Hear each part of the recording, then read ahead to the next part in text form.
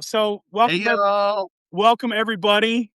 Like, hey, Kimmy, welcome, Hey, welcome. Kimmy. I'm so Uh, I'm so thrilled to be on here with you because I've been a fan of a lot of your notes for like a long time. Like, you've really, Thank you. yeah, no, you're pretty funny. I'm like, You. it's always at anytime you show up in my feed, I'm always like, oh yeah, I end up sharing it because it's just so much fun. Well, thank you. Uh, Now, so, thank you. what kinda got you into Substack? Like, what, what was your thing that said, "Yeah, I'm gonna jump in and get this done?"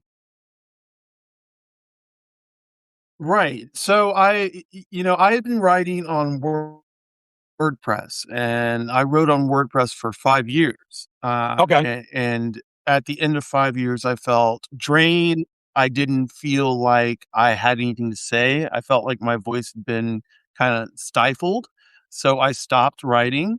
Um, and it took 2 years, 3 years before I decided to pick up my proverbial pen and I joined Substack. And in joining Substack, I was just writing just so I could write. Um, Wendy found me. Wendy the Druid found Hmm. me. And I know Wendy the Druid from outside of Substack. So she brought me into her crew. Um, Oh, wow. Oh, that wasn't good. Let me see if I can get her back. Oh, there we go. oh, That was fun. what just happened? Substack apparently happened. That Oh, was gee. that was weird. That was weird. Um, okay, let's try. I don't know what to do. This is really strange. As long as it's working, like, I guess, yeah, like, I'm okay, you know? Are you I'm gonna It's shut down completely on my screen, so I'm going to come back in and see if this will Okay.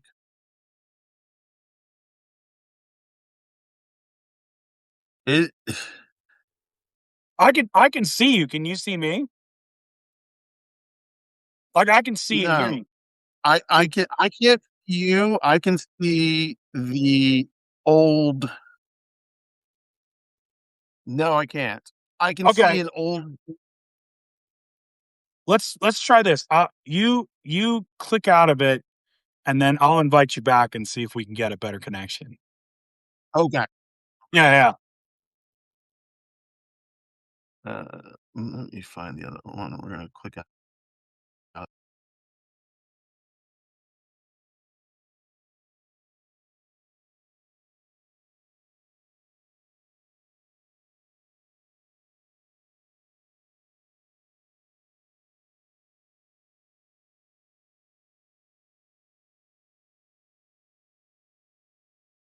Hopefully that'll work.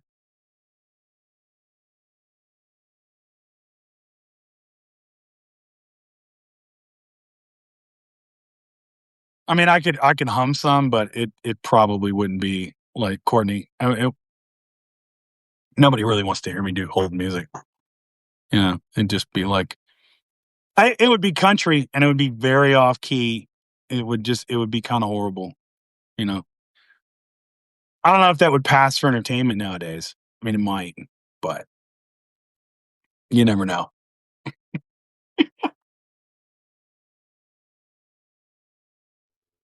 If I had a kazoo, I would absolutely do it. Okay. Okay, hopefully that's got it. I don't understand what happened. All I know is I was talking and then I saw the screen say, like that it was trying to, uh, process the live, and Yeah. I couldn't see anything except for that. It was really strange. Thank you, everybody. I appreciate it if you stayed. Thank you, Frederick. Oh yeah. Right. It wanted me to sing a hold music song, and somebody even requested to do it. And I don't have. I Um, mean, the best I'd be able to do is and then that would be it, you know? Right. Yeah, I joined Substack and I was wanting to document my facial feminization surgery, which I did. And then after that, I wanted to continue the lives. So I was working with Wendy and her crew for a bit. Then I kind of left. I went to Beehive and then I came back to Substack because Beehive just wasn't working for me. Right, Um, right. right. So I have more leeway in what I can do on Substack. So yeah, and now I do lives. I write a lot about the intersections, racial intersections, um, mental health, because all of this affects me. I hit a lot of the, like, I guess, buzzwords, ADHD, bipolar, trans, non-binary, femme. Chronic illness. I have Crohn's disease. So I write from that perspective, Right. and that informs my writing and my poetry, because I write poetry. I am not the best poet, but I do like to write, and that's okay. I write because I enjoy it. Yeah. I write some poetry. I think the thing is with poetry, I it's a very subjective art form. I'm definitely not like I'm not a poet that's like, "Is that an iambic pentameter?" or whatever it is. I don't do that. You know, it's free verse, and Right. it's the one sort of medium I write when I'm inspired to. Like, I don't feel the Right. need like, "Oh, man, it's Friday and I haven't written a poem." It's like, "I gotta get on here and write some poem," you know? Right. Right. You know? Yeah. So, I don't it's yeah. I don't push myself to write poetry, but it happens more often than I say. I tend to write poetry more than anything else. Most of it does not make it on the Substack. Some of it does. I have tried, like, iambic pentameter once and it was horrible. So yeah, I stick to, like, I could do haiku and, like, some other things, but I stick to kind of like free verse too, like ramblings, like it'll start with a part in a song and I will go from there and create something. So, uh, That's that's honestly what I love about it is, I mean, there's times that for me, it's the only way I'm feeling is the best way to do that is to put it in poetic verse. And right, so right, I just try to find words that feel and look right to me, and then I usually get a poem. And I always go back to when it comes to writing is what Stephen King said in Memoir of a Craft, where he said that as a writer, you're taking something in your head and you're putting words on a page so that someone else reads it and then that evokes the same feeling or image in them. So for poetry, it's like all I'm trying to do is like describe the feeling I'm feeling, put it down so someone else can like we can share that connection, right? right, right. Yeah, so Uh, I that to me is if that happens, it doesn't matter if it's like iambic pentameter or if it's like, well, you should have used this word and this word. It's like, no, like, did you get what I was feeling? You know? Yeah. Do you understand the emotion? Did something stir in you? And if it did, then okay, I've done my job, you know? Um, uh, there's this, I can't remember who wrote it, this little quote that's, says, writing is easy. All you have to do is sit down and at the typewriter and bleed. And I'm like, yeah, that's kind of how it is sometimes, it's just like, uh, and then I think it was Dorothy Parker who said something like, I hate writing. I love having written."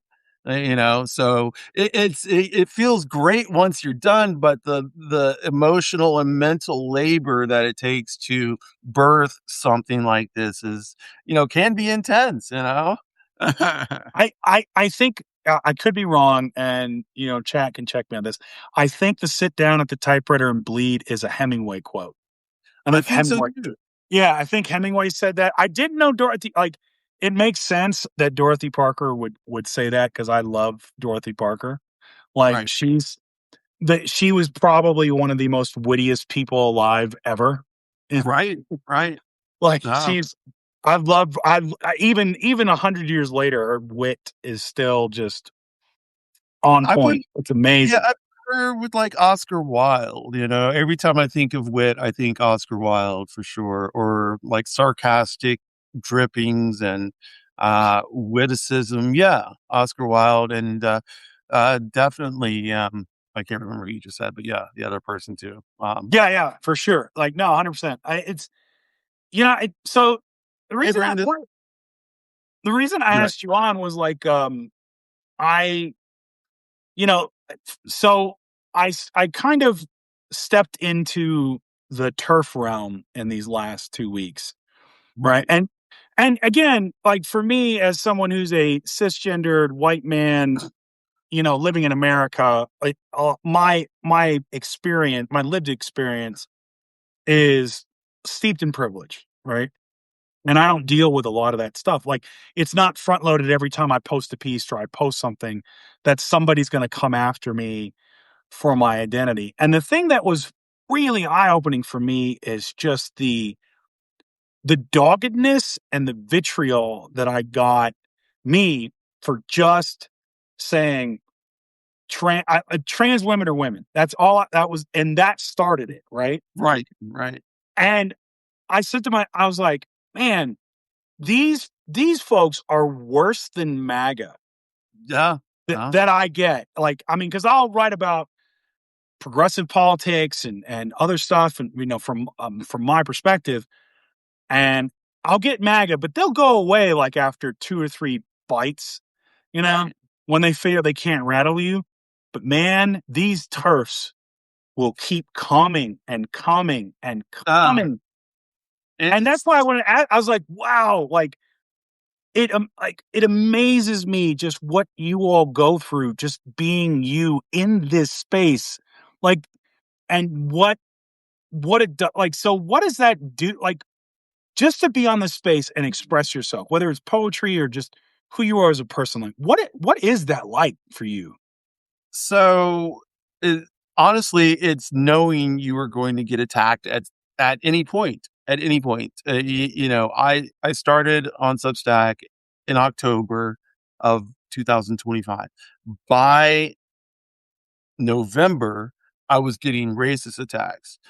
By December, I was getting transphobic attacks. And it was from all of the white like Christian, conservative, white supremacist people, and the TERFs. I have a TERF that follows my page for some reason, follows my page and jumps in on my shit all the time.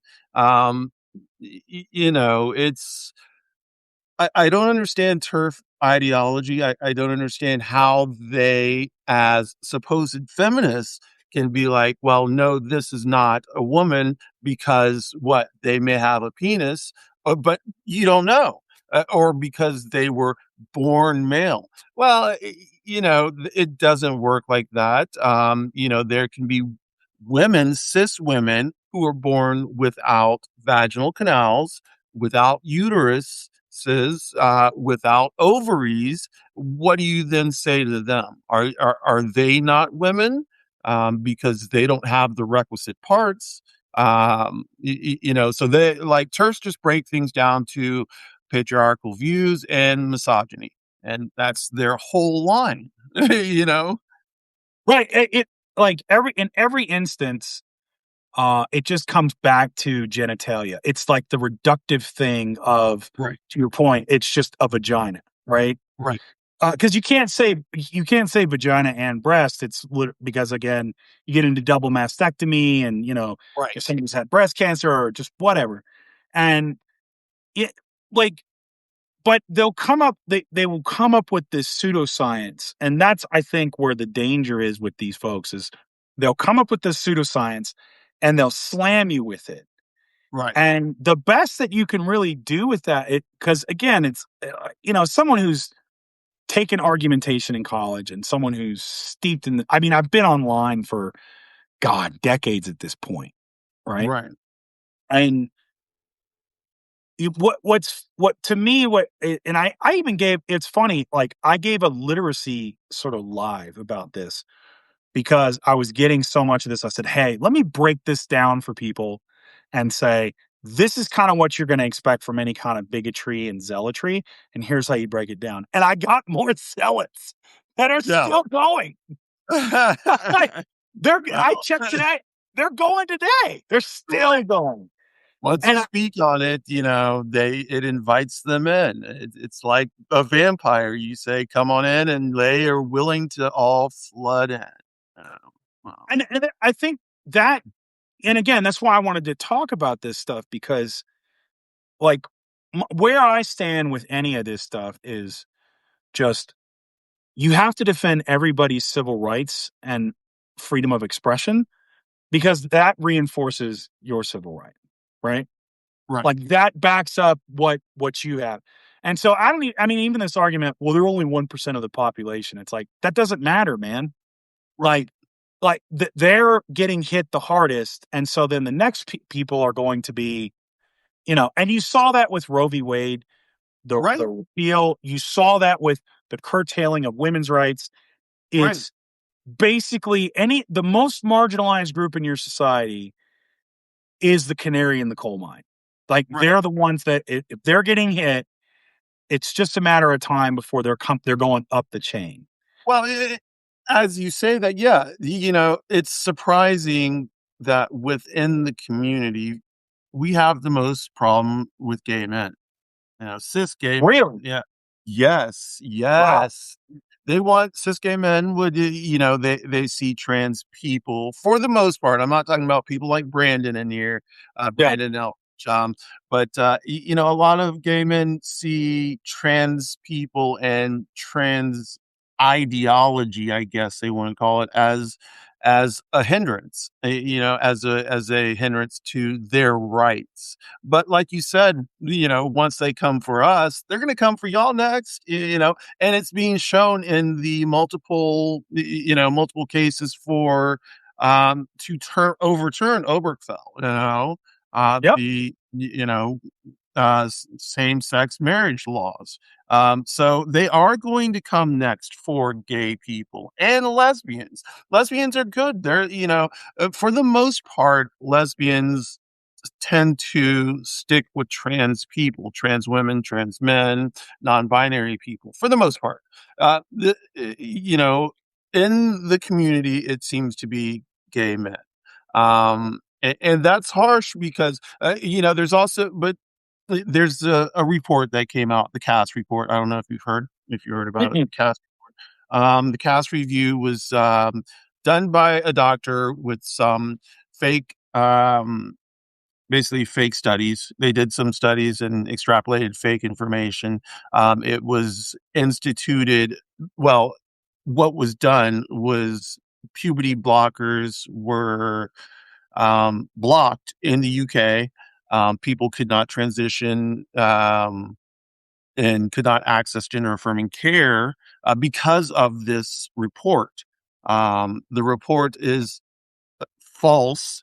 Um, all of the major medical establishments came out against it, yet it was put into law in Great Britain and modeled in the United States. So that's what they're trying to do now with the puberty blockers, and of course, the men in women's sports, and like men in women's bathrooms. It's that part is all a scare tactic. What the overwhelming odds of being attacked in a woman's restroom is from a straight cis white man. It is not a trans person. So um I don't know, like it. I could go on, but No, no, I think it's important for that because a lot of the thing about this is I remember when I first started organizing back in 2012. and I was on campus. I was president of the College of Democrats, and I didn't have a lot of gay friends at that point. You know, I'd gone back to school. I'd been out in the workforce, and it was just you know, if I had gay friends, they didn't tell me they were gay, right? It was that kind of era, and I so now I'm a non-traditional student. I'm around younger folks, and I'm organizing amongst you know, allies. So I was around gay rights organizations. I was around women's rights organizations on campus and all this stuff. And I remember talking to a buddy of mine, you know, and I said, yeah, man, I don't really understand the whole deal with like, you know, where's the discrimination against gay guys? Like, cause you know, he looked like me. I said, we look like each other. Like if you just kind of don't tell anybody, where's the chance for discrimination? He said, well, here's the difference, right? You get to walk into your job and you can talk about your girlfriend, you can talk about all these other things, and you're not afraid of losing your job. Yeah. Me, on the other hand, if I slip up and mention my boyfriend and I slip up that we went on a date and I say his name, I'm terrified that I'm gonna lose my job. Right. That could cascade and do that.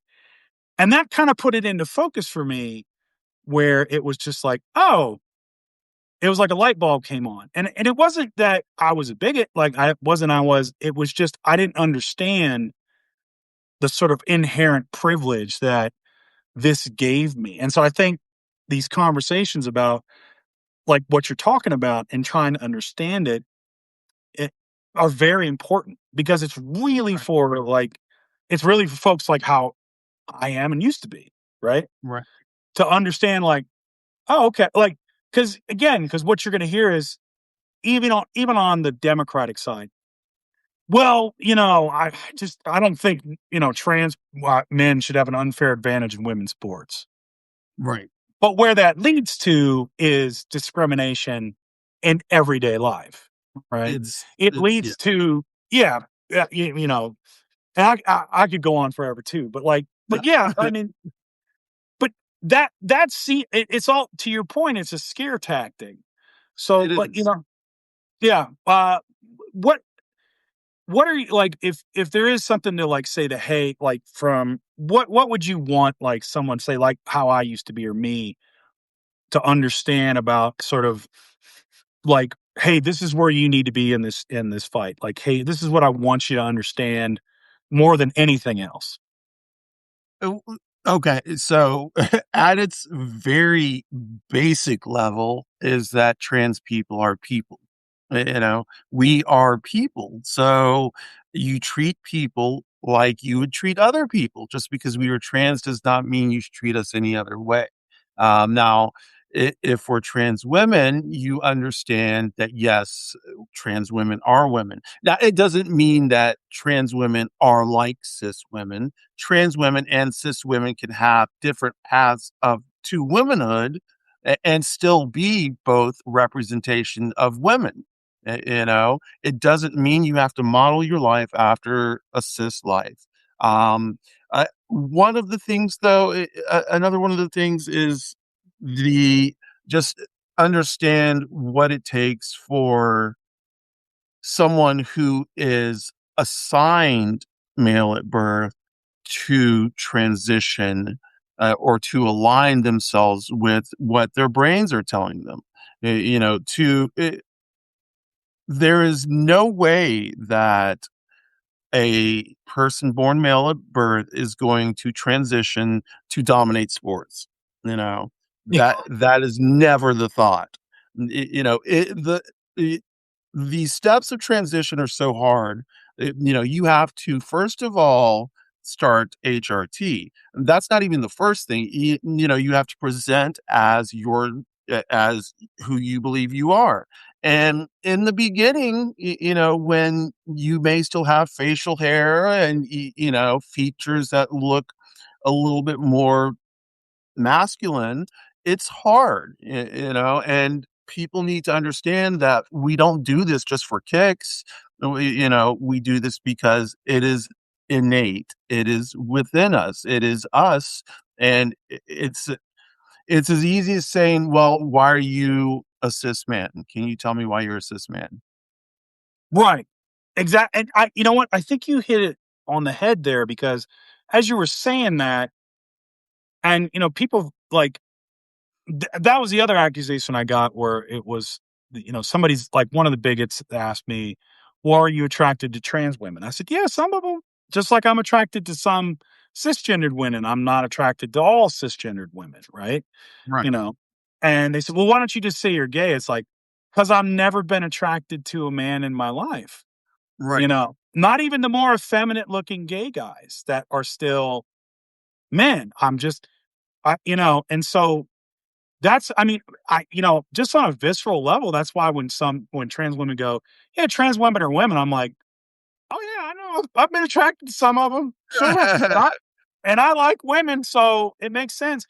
But but I've never thought about being a woman. I've never thought about being anything but what I am. It's just, and I mean, I've deconstructed some of the social stuff and the toxic masculinity, and it's like, nope, still a man. Like, So, this is one of the things I asked. So, what made you sit down and decide you were cis? nothing. It just happened. That was it. I mean, I was just born this way, right? That's how And I I was was born. right, yeah, exactly. And it's and right, and that's why I think for a lot of folks, as you're explaining it, it's like when you have something that you've always had, right?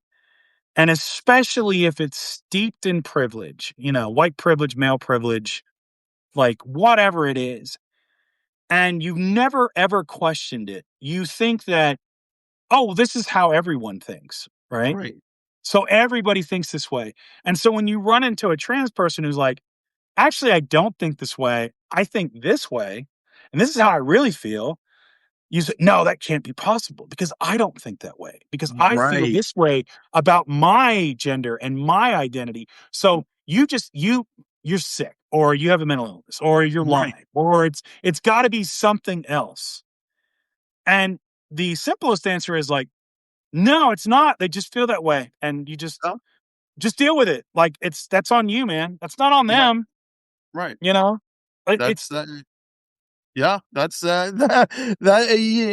its root, that is what it is. Now we can go in to explaining like maybe not alignment, because alignment is the same thing. We are aligning ourselves with what our brain tells us we are, and in order to take the steps to do that, the electrolysis, the money it takes to transition, the ostracism from society. When I came out, I lost all of my friends. And the thing is, I knew I was going to, but I wow. said, I'm going to do this. So in my case, it was either transition or die. I chose transition, and in choosing transition, I saved my life. But I did not save any of my friends. They all left except for one, and that's my bestie, and she's been with me since I was 16. So, um, Wow. yeah, yeah, my partner almost left too. She considered for 3 years whether she could stay in this relationship. And what I tell people who have spouses who are trans or non binary, or any type of gender expansive uh, leaning, if you are going to stay with that person, you are going to have to do a transition of your own. Mhm, And so Egg did go through a transition of her own. And in her going through transition, she figured out that she is queer. And, being queer allows her to stay with me because, the whole thing she was saying was, well, okay, you're a woman. Because at that time I came out as a binary trans woman. She was like, okay, you're a woman, but I can't be with a woman, you know, and that was her whole thing. And so I was willing to lose this 15-year relationship that I had at this point.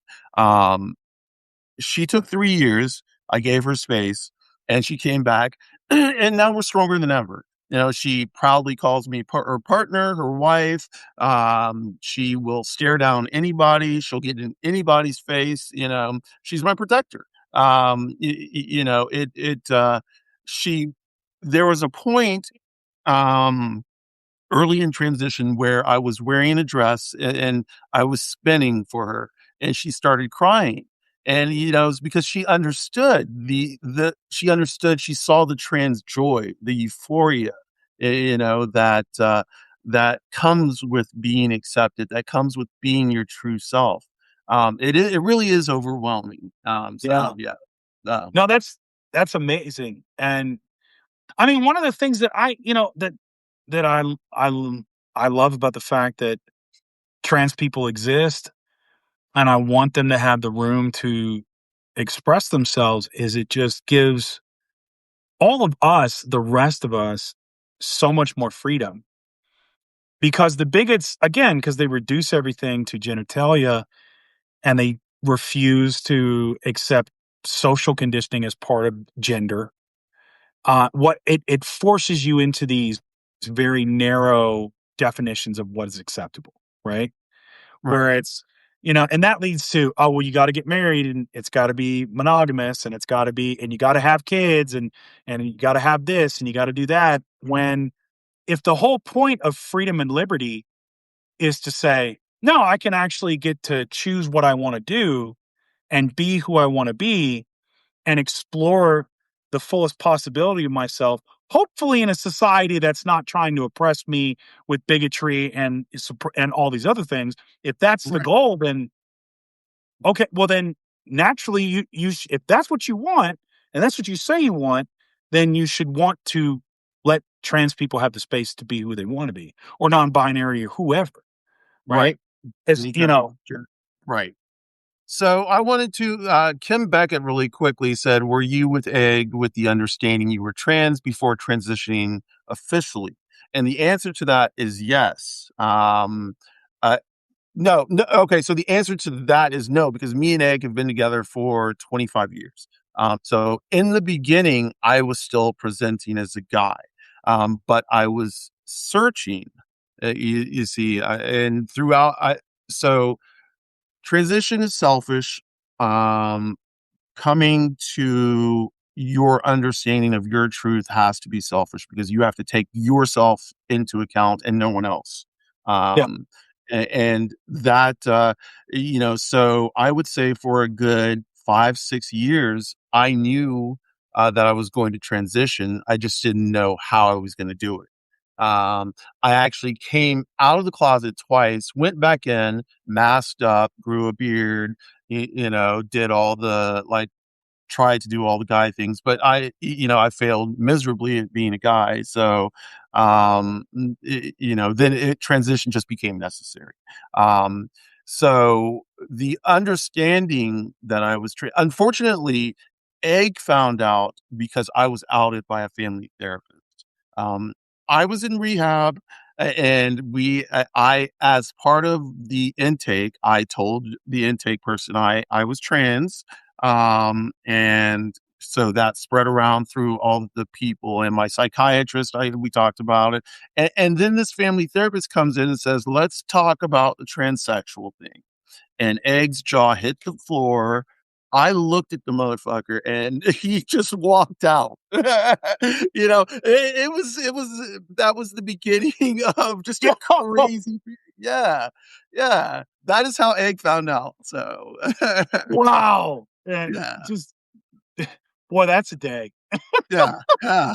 Wow. That day turned into a 3-year struggle. So, Wow. It's again going back to your point where you're like you just knew like and as something you said has struck me is like, oh, I was bad at being a guy. um, And the only time I've ever thought like I was bad at being a man was when I was just steeped in toxic masculinity. um, But I never thought I was anything but a man. Right. It right. never occurred to me, like never, not one time that maybe I'm something else. No, no. You know, Like so and just hearing that part of your story is just it's just such awesome perspective because I don't have that context. No. right? Well, people, when I tell people this, people they're cis people cannot truly understand, and that's where we are, and that's where we'll always be. Cis people will not be able to understand. But I felt like I should have been born a woman, a Mhm. girl, and I should have been attracted to women. So I felt, that I was a woman attracted to women. I did not have the frame of reference for trends. I, you know, I did see like Jerry Springer, and I was like, that is not me. That I don't understand that, but I was I and even in the early days of the internet, I was searching. There was like a couple. I found like two pages in all my searches for like male lesbians. I was like, okay, maybe I'm a male lesbian, and like I heard, yeah, it was kind of funny because I had been looking for something like that, and then I heard something about it on one episode or 2 or 3 of The L Word, where they do bring in a male lesbian, and it was, I think the plot around that was kinda strange, but, so it was only I found a bulletin board. Back in the day, they had the bulletin, the web forums. Is that the forums? Yeah, Yeah. and I found a a forum called. Well, I won't mention the name because I'm still in the group and it's secret. But I found a forum that had at that time over 800 people, and all these people were trans. Like there were trans men, trans women, there were non-binary people of every stripe and flavor, and so I soaked it up for 2 years. I didn't say anything. I just read everything, and Wow. through that, I understood more about who I was. I knew at my core who I was, but I wasn't able to conceptualize it. And being on this site, on this forum, it was just mind changing and life affirming. Um, that web forum started out with like over 800 people, and now it's 79 people. And it's a secret group on Discord. But these people I've known since like 2006, 2005. Wow. That's Um, awesome. it is truly a sisterhood. That It's yeah, No, that's so cool. That's super cool. Like, wow. No, yeah, Chris React said something to where I was, because I said, toxic masculinity made me feel like a failed man. And honestly, when I think back on it, on my journey of becoming a more confident, more like self-assured in my masculinity, it was really being around feminism and gay folks and trans folks. And because it gave me a perspective of, oh, like there's so much more in humanity that right, you could be, right? And so it's okay if you're, like, it's okay to have this stuff and you don't have to have this stuff, right? right, You don't have to fit in this small little box. And if part of you sticking out, you're not in it, like, then you're not a failure, right, and you can choose how you want to move through the world. And because I was seeing all these folks, and I'd heard their stories on what they did. I mean, even hearing yours today, like, to get to the identity that they were and how they had to fight for it and right, struggle with it, right, and it's yeah, and I sit back and it's almost like a privilege to know these folks, because it's like, wow, man, like, I that's I would like to think that if I were gay, I would be out and talking about it, but I don't know. I don't know how societal pressure and, to your point, like, I might not have made it because you had to make the choice where you said, like, it's either trans or die. And I had another friend, her name's Cassidy, where she came out later in life, and I knew her before she transitioned. And we had a conversation about it because, I mean, I watched her before she transitioned, right, go through tons of relationships, and it just never worked. And just like, like massive depression, like long stretches of it. And as Yes. someone who struggled with depression, it was like, "Bro, are you all right?" It's like, "Man, that's," and it was something that she could never really define. And then she came out and we got to talking about it. And she was like, "Yeah, man, I just reached a place where it was transition or die. Yeah. And I chose to live, you Yeah. know?" I I tell people I didn't it wasn't necessarily that I chose to live, I chose transition, and it allowed me to live. It wasn't that I was like, "Okay, I'm gonna live and now I'm gonna transition." It was like, "This is my last chance." "This is it.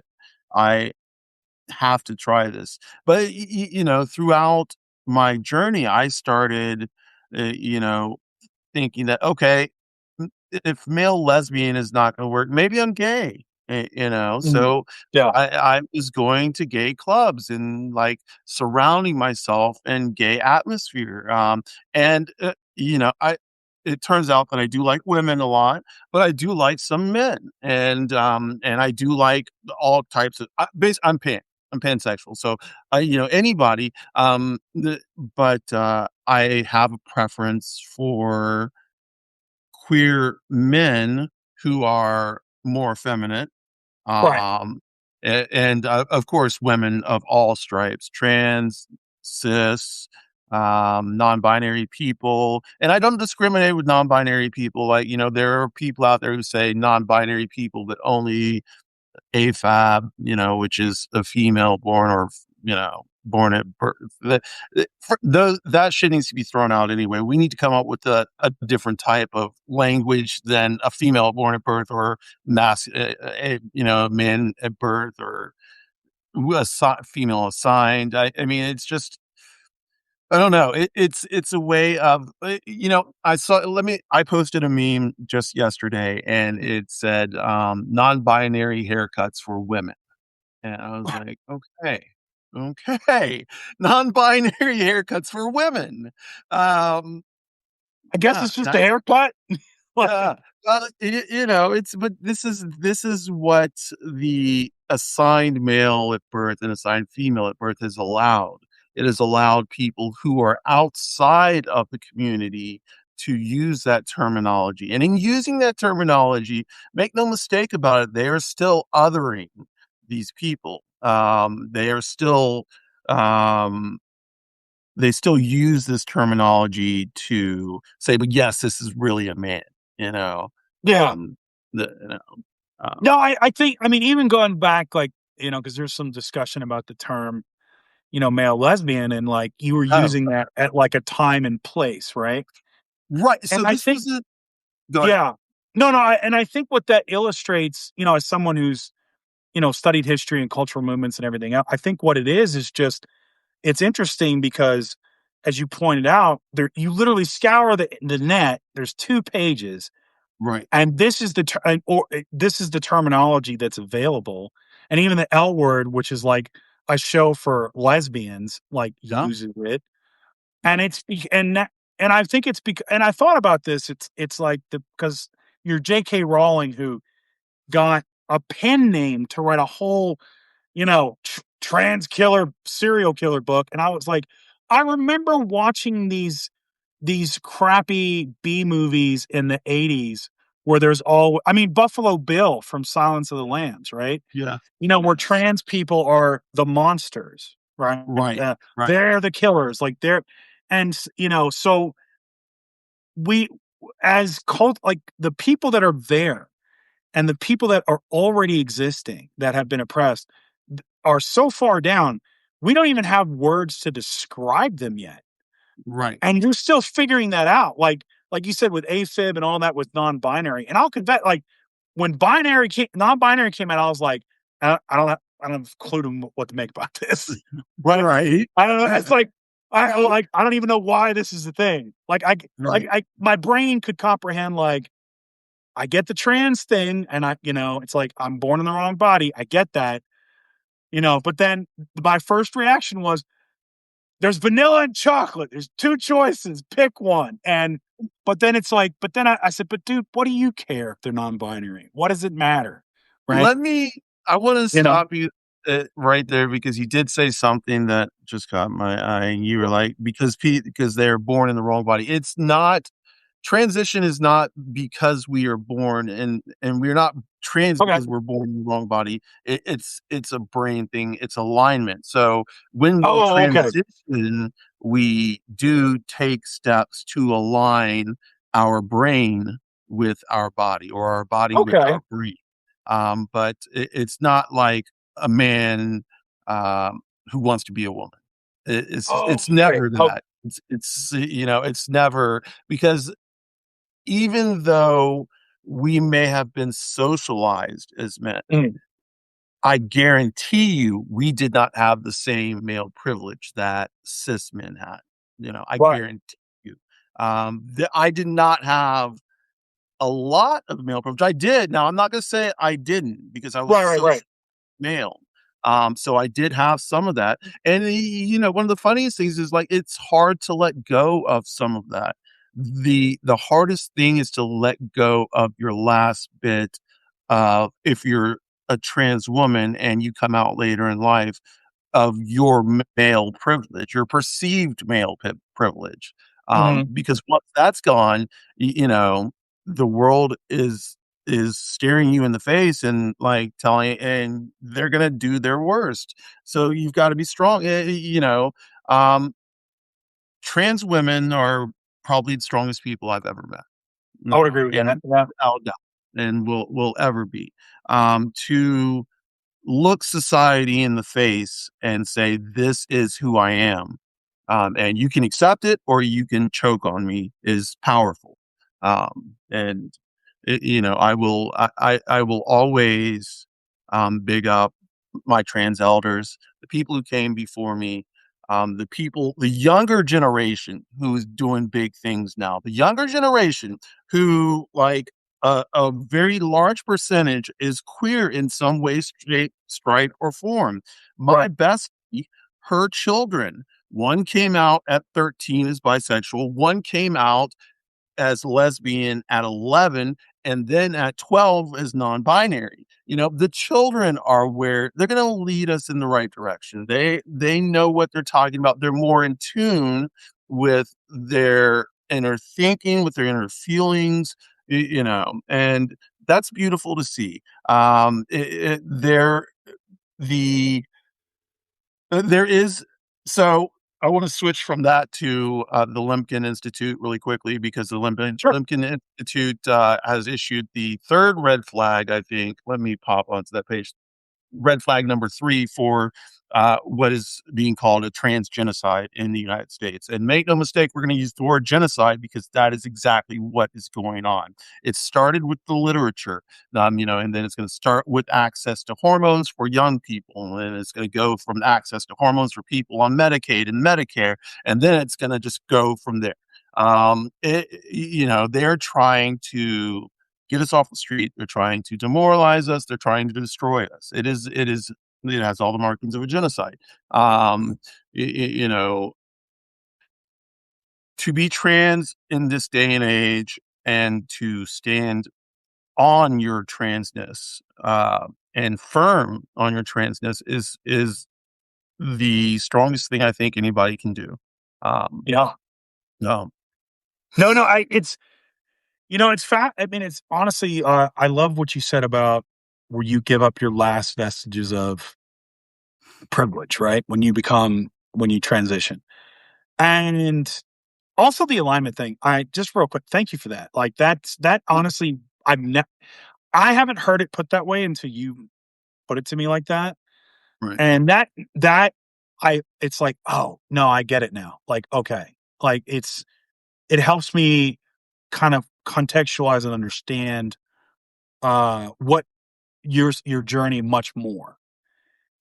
But it the thing about that like the privilege thing you talk about is like I don't know how many times I've like looking like I do, walking into a room and like the bigots assume I'm one of them. Like you know, automatically. I've gone to so many like when I was in aviation, I go to different stations and inevitably, because in aviation it's heavy, like it's heavy, like, people of color, other ethnicities, depending on where you're at, like, especially, like, DCA. DCA, you literally have people from all over the world that work at that airport, and inevitably, like, there's another white guy will come up to me, and he'll just be like, "Yeah, look, about all the blah, blah, blah," and there it comes, and I'd call him out, I'd be like, "What do you mean?" Like, I Right. just make it uncomfortable really quick Make to them let him. explain themselves. Right. Right, to let them know I'm not one of them, but, like, it is it is amazing to me, just even when I espouse socialist or, like, equity, values, and politics, that they treat me with a pat on the head and go, "Oh, you're just confused. Right. You're just confused. You'll come around when," and that lets me know it's just how dangerous it is and just how pervasive that privilege is. I can't seem to give it up. No matter Right. what I do, I can't give it up. Like, Right. I will Well, be a cisgendered white man. Like, it's just until that system collapses, right? right. Right. No. And that's why one of the reasons I'm so passionate about it is because it's like, I'm like, "Man, I can't this has gotta stop." Like, I don't wanna be a part of this. Right. Yeah. Right. Yeah, Uh, but no, like, so when you say, like, giving up that last bit of privilege, I'm like, man, that's just again, that's something else I don't have a conception of, because I can always go I always any I can't give it up, right. you know? I don't know what Right. that feels like, you know? So it's like the first time you step out in a dress, the first time you step out in a face full of makeup. There are people, and I did this myself, that will drive a block to the store, like walk into the store, get something, drive home, and that is a first step. The first steps of being yourself when you don't perceive how you want to look. In other words, just coming out and dressing the way you want to dress, but understanding that society is going to perceive you in another way. That's strength. That's Mhm. something that trans women have in spades, like strength. It's the desire to push past any social constraints and to be in alignment with your mind. Understanding that the world is against you, the world is against you. We have allies, yes, but, the world they want to see us destroyed. So, especially for people who are coming out now, when I came out, there wasn't this lens, this microscope on everything that trans people were doing. Um, so with Trump's first term, yes, it was a little bit more, but with the second term, it has Oh, been yeah. insane. You know, and the laws are just coming and coming. The good thing is a lot of them are being beaten back. Georgia, especially where I live in Atlanta, and Georgia for last legislative season, all 450 or however many so bills that they were trying to push through, none of them went through. So, this is good. But make no mistake, they're going to try again, and they will try and they'll try and sneak something into some bill. We, we as trans people, like we have to look out for our own. We have to, in terms of HRT, because that's it, yes, we have to look out for our own. No, I get that. No. Well, we're almost at the top of the hour. I really appreciate you being here, man. Oh, yeah. Like, that I love that. Like, this has been such an enlightening talk, and, I'm so glad we got to do this. I mean, it's just hearing your story and hearing just give a little bit of that context, I think helps so much. And so I'm glad we're able to talk about stuff like this. And I'm glad I got a little education today, and I appreciate it. Well, thanks for having me on. I appreciate it. Yeah, Appreciate no you. worries. using your platform to allow me to speak about my platform. So No that's worries. And thank you. y'all, if you are not subscribed or follow Onyx Rose, you are missing out on like some fire memes and notes, and it's one of the highlights of me being on Substack is like I love it. So Thank you. but Thank you. all right. Well, thank you so much, everybody. I appreciate y'all. You have a good day. Thank you, Thank Onyx. you. Bye. Bye.